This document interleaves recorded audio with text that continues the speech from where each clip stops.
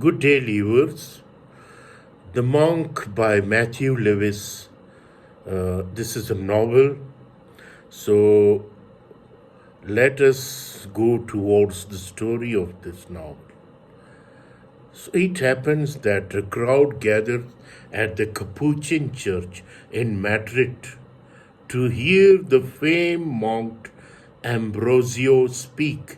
There, the cavalier Lorenzo meets and develops feeling for young, virtuous Antonia. He decides he must marry her. Antonia has recently returned to Spain with her mother, Elvira, following the death of Elvira's husband, son of Marquis. The old Marquis disapproved of his son's marriage to Elvira and has since disowned Elvira and her daughter, though he continued to support them financially. However, the old Marquis has recently died, and so Elvira has returned to Spain to ask the Marquis' son to continue the payments. Lorenzo happens to know the Marquis' son well and offers to put in a good word for Elvira and Antonia. At the monastery later, Ambrosio reflects on his pious reputation and basks in vanity. Later, he intercepts a letter from one of the nuns, Agnes. Ambrosio reads the letter, which is from Agnes' lover Raymond, and details the couple plans to elope. Agnes reveals to Ambrosio that she is pregnant with her lover's child. She begs him not to inform the prioress of her sins, but Ambrosio refuses, and the prioress vows to unleash a most severe punishment on Agnes. When Agnes' brother Lorenzo later comes to speak with Agnes, the prioress of the convent insists that Agnes has fallen ill and can't see any visitor. Lorenzo is suspicious of the prioress' claim but can't prove that she is lying. While at the monastery, Lorenzo has a chance encounter with Raymond and learns of his relationship with Agnes. Though Lorenzo initially curses Raymond for taking his sister's virtue, having believed pity lies, his aunt, the Baroness, told him about Agnes' lover. He changes his mind after hearing Ramon's side of the story and resolves to find Agnes and help orchestrate her and Ramon's elopement. Meanwhile, Ambrosio faces challenges of his own when his young mentee, a novice monk named Rosario, reveals himself to be a woman named Matilda. Matilda explained that she is in love with Ambrosio and disguised herself as a young boy in order to get close to him. Ambrosio tries to suppress his lust for Matilda, but he soon succumbs to temptation, having sex with her and breaking his vow of celibacy. Later, Elvira asked to speak with Lorenzo. She thanks him for agreeing to put in a good word with the old Marquis, but prohibits him from courting Antonia until the old Marquis has approved of the engagement. Lorenzo and Raymond continues their efforts to free Agnes. The man regularly visits the convent, desperate to speak with Agnes. Each time the prioress insists that Agnes is too sick to receive visitors. Lorenzo eventually writes to the Cardinal Duke of Lerma and receives special permission to release Agnes from her duties as a nun. When he tells the prioress about this, she reveals that Agnes has died.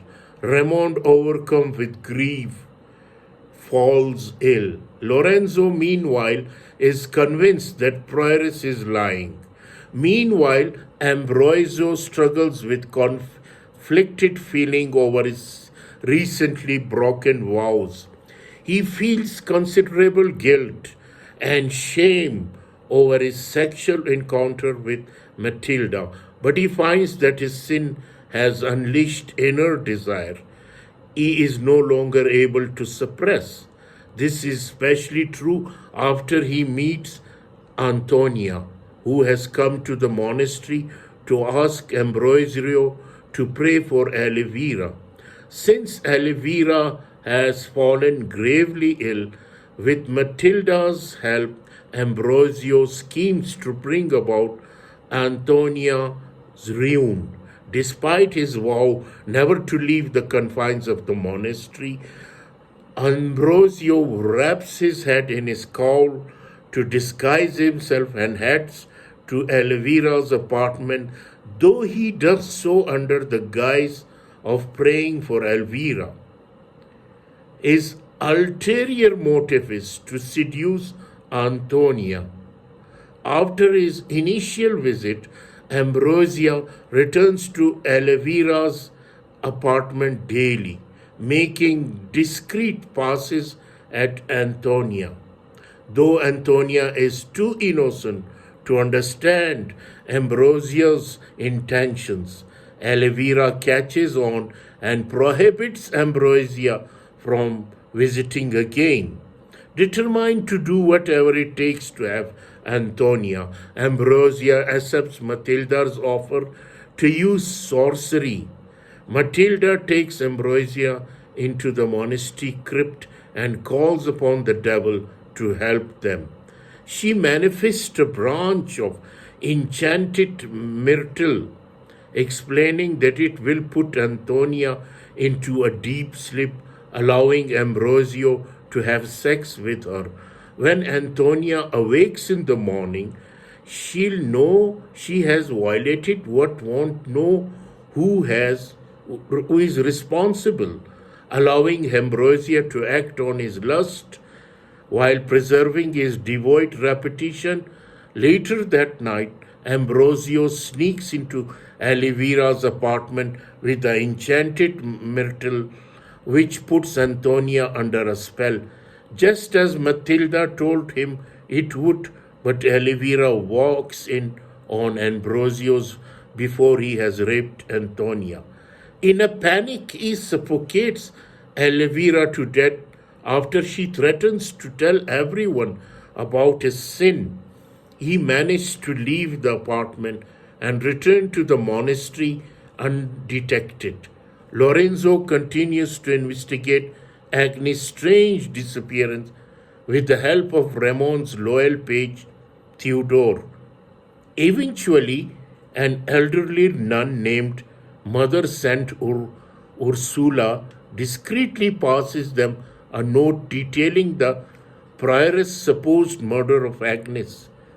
Mother Saint Ursula wishes to see the prioress held accountable for her murderous scheme, arranged to bring troops to the upcoming procession that will be held at convent to honor the festival day of St. Clare.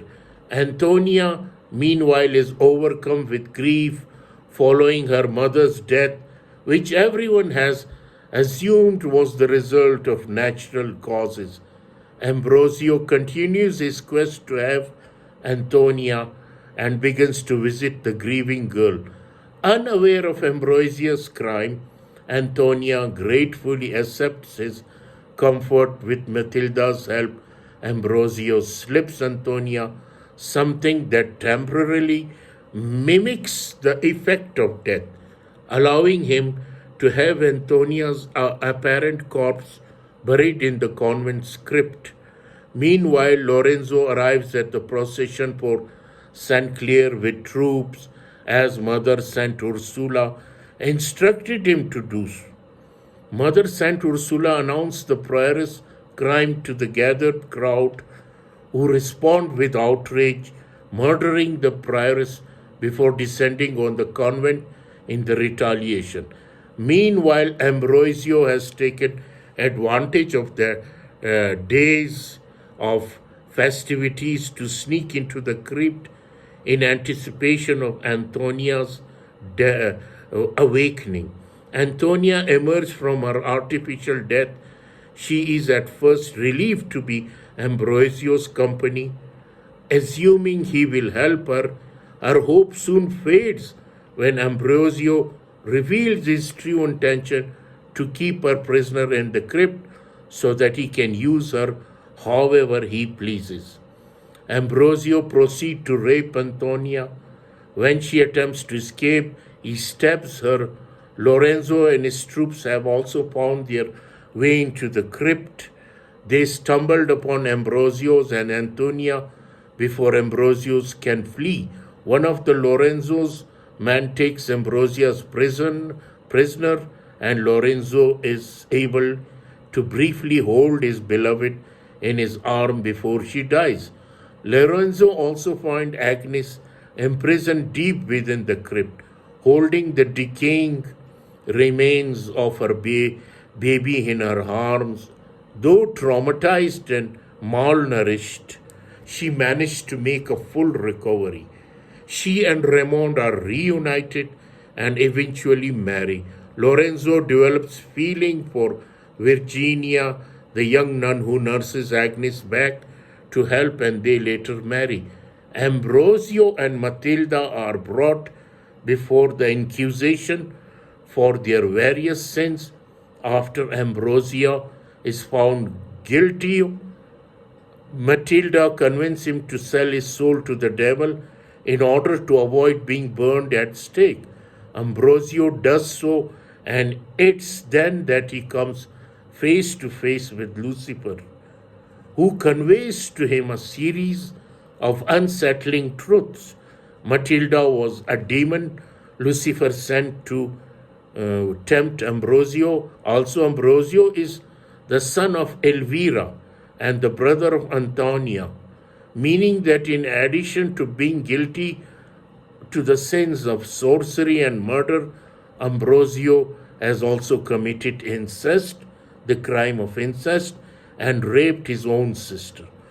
Before sending his soul to hell to suffer for all eternity, Lucifer carries Ambrosio high into the sky and drops him onto some sharp rocks. Ambrosio remains alive for 6 days as his mingled body is eaten by insects and his eyes are plucked out by eagles. So this is the story of the monk by Matthew Lévis, and the monk is written, is published in 1796 when England was working to establish a Protestant national identity. So the title, the name of this book is The Monk. It is a romance. It is written in Netherlands, published in 1796. The literary period was romantic. Genre of this is novel, gothic horror. Setting of this novel is in Madrid, Spain. Climax on the festival day of Saint Clare. Mother Saint Ursula announces the murderous crimes of convent's prioress. An angry mob then attack the convent, destroying it and murdering the prioress. Antagonist, the prioress, Lucifer. So this is the monk has been the subject of numerous adaptation across multiple genre. So this is the novel The Monk by Matthew Lévis, I hope you will enjoy it. And it is the crime, how the monks had committed the crime. Thank you.